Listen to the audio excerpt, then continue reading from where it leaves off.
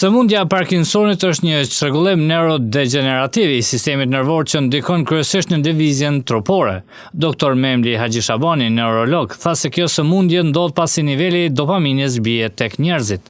Është një sëmundje neurodegenerative e cila atakon sistemin nervor qendror. Zakonisht kjo sëmundje atakon moshat mbi 60 vjeçare. Mirë po nuk përjashtohet çdo moshë.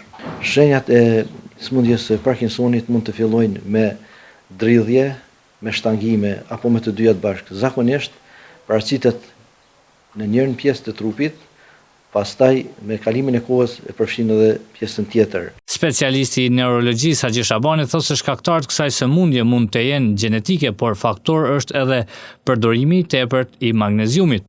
Zakonisht faktorët të cilët shkaktojnë Parkinsonin mund të jenë të ndryshëm.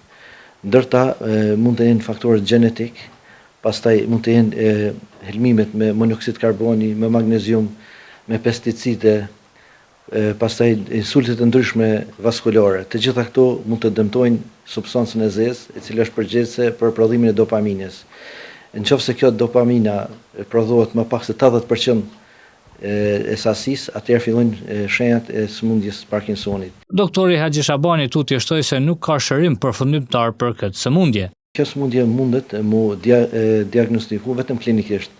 Do të thonë se përmes rezonancës magnetike apo analizave nuk mund të diagnozohet. Kjo vetëm neurologi në bazë të ekzaminimeve klinike e vërteton që është një person i smur nga Parkinsoni.